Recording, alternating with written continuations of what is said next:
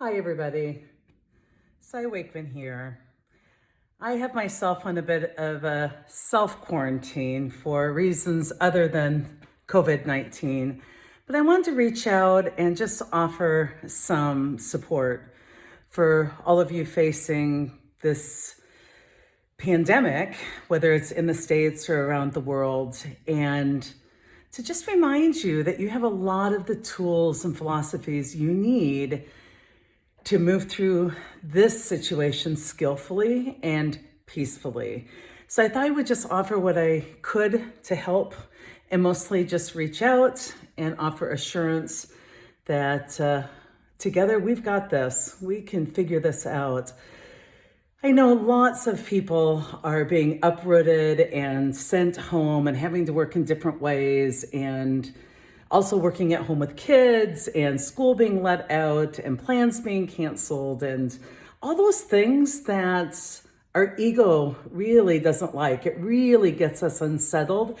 And so I want you to be using your reality-based tools harder and heavier than ever before. This is really the time for you to get some good practice in, but also experience the benefits. So just want to give you my opinion for what it's worth. And I would tell you that one thing to remember is what the world needs now is love, sweet love. So as you move through the world, make sure that you're leading with love and compassion for other people and for yourself. Because I believe that the antidote to fear is really love. The ego just doesn't expect compassion and calming and acceptance and connection. The ego is really driving division and blame and panic and fear. And we have a lot of fear right now. So one thing to remember is the antidote to fear isn't always just facts. It's love first and then facts. And so whatever you're doing, just make sure your response is a loving one. Just slow down and tend to the person first in front of you. I think it was Mother Teresa that said something like, every act, every deed is an act of love or a cry for love. And the only appropriate response is a loving one. And I think we can add a lot, those of us that are trying to evolve and move beyond ego. In this whole way that we respond, the whole love factor. So you're going to get a lot of practice moving out of fear and out of judgment. And it really is judgment that is the behavior that relieves fear, because if we don't know what's going on, if at least we know who's to blame, we're halfway there. So I really want you to be mindful of all the ways that you can stop judging and start helping. And if you don't think you're judging, I really just want you to notice with compassion, observe yourself and all the ways you're reacting. We're making judgments out there about whether people are overreacting, whether they're underreacting. We're making judgments about decisions people are making, whether people are reacting how I prefer or making decisions how we prefer. Are they sending us home soon enough, too early? Are they canceling events they should keep? There is just a lot of people that have moved towards opinions, not necessarily based on expertise, but lots of judging. And my hope is that as every new decision that's made, sometimes for you, comes into your life, that you'll notice how you respond to that and get really good with neutral. The minute you know how the future is going to play out, well, this was a dumb idea and it would have been better to do X, Y, and Z. I want you to notice that you might not know the future and find the place where you can do what's being asked of you joyfully and helpfully, and really move beyond judgment and go one step further, not just not judging and helping, but can you find kindness and mercy for those leaders that are faced with these super tough decisions, that are trying to be responsible, they're erring on the side of caution? And just give them mercy, because we're so quick to judge, oh, they're panicking, or oh, this is ridiculous, or that person's overreacting. What if we just noticed where the person was, and if it was a decision, give them mercy. If it was a reaction bigger than what we prefer, to really just see through that behavior and see it as fear. Can we really give people the benefit of the doubt, choose generous hearts, generous eyes, generous ears, and really move into, given the situation, what's the most helpful thing I can do right now? What's the opportunity in this to capitalize on it for the betterment of all? And in what I'm about to do, does it help, or does it hinder? Does it add value? Or would my actions to just take the information, be informed, and go make the best of it help right now? So I really want you to use this time as a noticing of how opinionated you are, how quick to judgment you are, how much time and energy you spend fueling drama rather than diffusing it. And here's a few tips. Given our reality today, I want you first to remember fear, F-E-A-R, is false events appearing real. Fear is false events appearing real. We have some facts and some great advice from the scientists and medical folks in our world, the people that are involved in community health and population health. We have some just great resources. Pay attention to what the facts are and really be careful about how you might be breeding fear, because so far, we do have people physically suffering from a virus that's spreading. That number is not near the number of people suffering emotionally from the fear that's spreading. And so I really think as leaders today, whether it's in your family or your organization, that we really need to help people move beyond fear. And how can you do that? Well, remembering that our stress comes from the story, not the reality. And the story is what we make up. So definitely take precautions and do all the things people are asking you to do. Socially distance, wash your hands, really move away from resisting what people are asking you to do, which is so basic. Go home, work from home. Without the story of the virus, all of us would be like, what? We get to work from home for 2 weeks? This is amazing. But with the story of the virus, it's not so amazing. So you have a lot more to control about your experience than you think you do. Personally, for me, I'm out of the country and using this to recoup in a lot of other ways. But I would tell you, my response was different because I'm not inundated with the news and I'm not in the moment. I'm only getting periodic updates and making decisions. And I noticed that so much of my state of contentment today is not based on my reality being very different from yours, but it is based on how much news I'm consuming and how I'm keeping my environment, how hygienic I'm keeping the inputs that I'm curating, that I'm letting in. It's not denial or positive thinking. I'm taking precautions, but it's really controlling what I can control. So edit those stories, really take a look at how this could be happening for our highest good. I personally feel like the universe gave us a big timeout. It said, everybody, go home.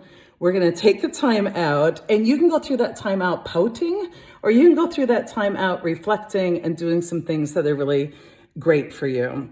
So first, stop judging. Don't judge people. Don't judge how they're reacting.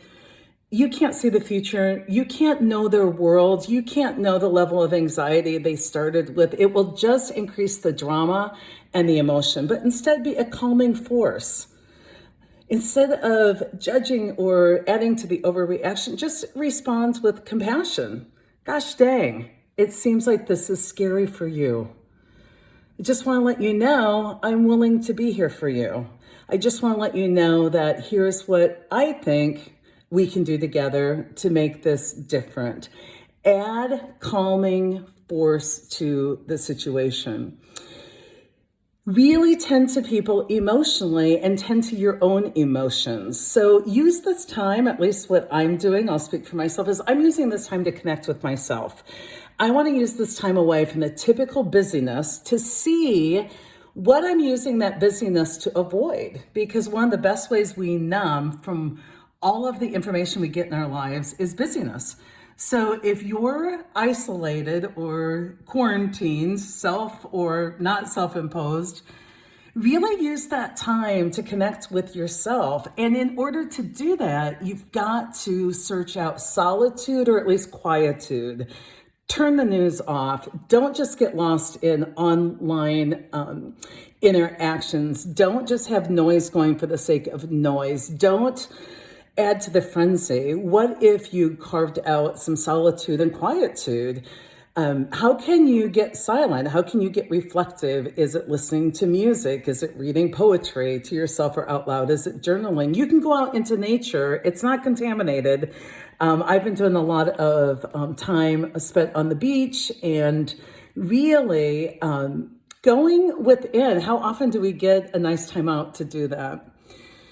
But be careful of isolation, because for many of us, a big part of our moving through the world skillfully and peacefully is connection with others.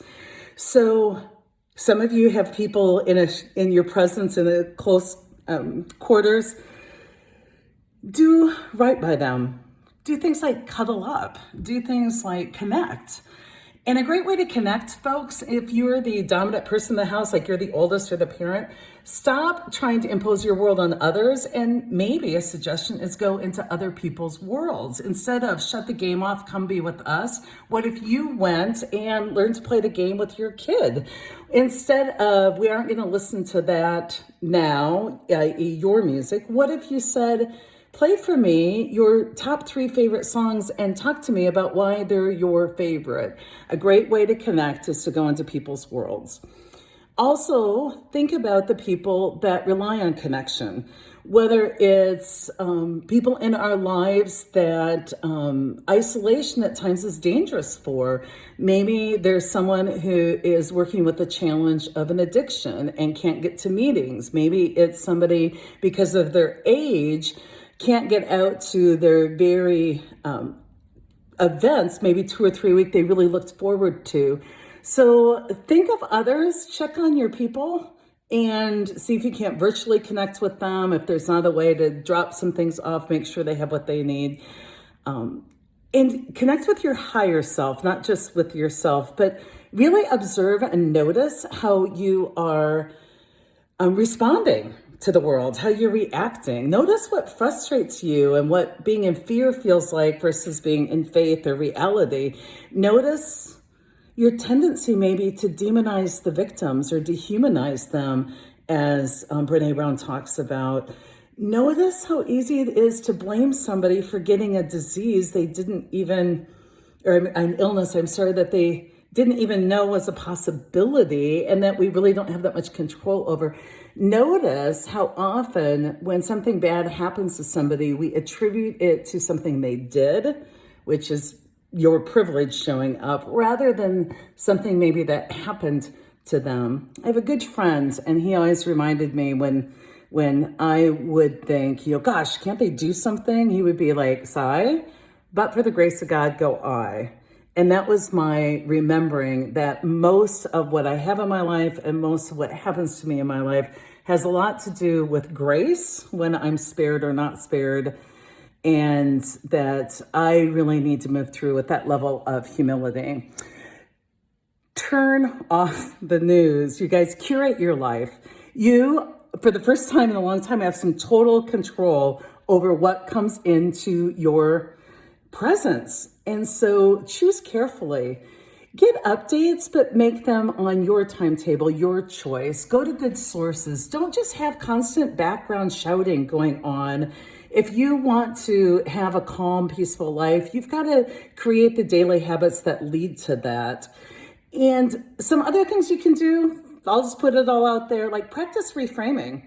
If you can't find the opportunity in this, which I'm probably too giddy and gleeful that I am not able to or have to jump into an airplane and do a lot of gigs right now, I am practicing reframing. And a great way to reframe is put the word fortunately in front of everything that's happening to you. Fortunately, I'm being sent home.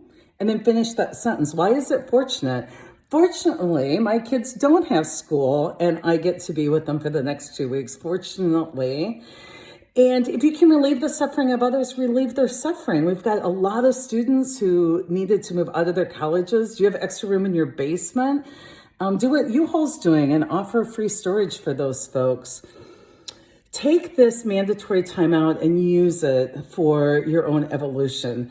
Notice how you respond to limits being put upon you, and notice how you at times impose limits on others and then don't really understand how that's frustrating for them. Look at your own temptations and start to really cultivate the gift of tolerance or compassion and really practice editing your story. And shout out, hold in respect or support or prayer, whatever your beliefs are, those folks who are still out on the front lines. We've got geniuses at my favorite place, Nebraska Med, who are really willing to go deep into the mess where angels sometimes dare to tread. We've got these healthcare workers that are showing up every day and using the science and collaborating and teaching and responding to the needs of others. We've got teachers helping families. We've got lunch ladies figuring out how to keep kids well fed, even when they aren't at school, which is the one place most people, at least when you're a kid, get that great lunch every day. Really put out some love for those folks that are making hard decisions, that are out in our law enforcement and all of our other support sectors, and just really commend them for stepping up and finding new ways. Publicly advocate. If you're going to be online, get out there and publicly advocate rather than just being silent when you see somebody stepping up and getting slammed online. Publicly advocate and request other people give grace and mercy and really acknowledge those people exhibiting courage. You guys, we've got some things to be concerned about, but we decide what this actually does to us and to our economy, and we decide that whether or not we have this be life-threatening or life-altering emotionally. We may not decide physically, but we do decide emotionally. And so, I don't know, for what it's worth, I just am sitting here and thinking about so many of you, especially my HR folks and my leaders that are out there having to make tough decisions. And I'm hoping that as you make those decisions, you give yourself a lot of grace. You're doing the best you can with what you got. We can't know the future. But even a decision, a good one, has a lot of risks. And what all these decision makers need from the rest of us is a lot of support and a lot of mitigation of the risk at the local level. And so do what you can with what you can. And just remember, at the end of the day, love wins. This is great practice time. And be there for each other. And just know that my team at Rally Based Leadership, we're there for you. So we're going to keep trying to put out some good content and keep you in our thoughts and prayers. And I think this is happening at the right time for many perfect reasons. So we're going to get really good at delivering things virtually. We're going to get good at mindfully connecting and intentionally reaching out and really figuring out how we can move forward in a world that maybe is changing rapidly. So be well.